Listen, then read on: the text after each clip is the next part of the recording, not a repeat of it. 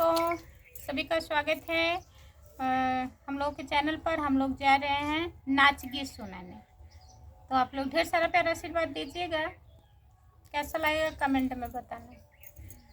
उड़ते चिरैया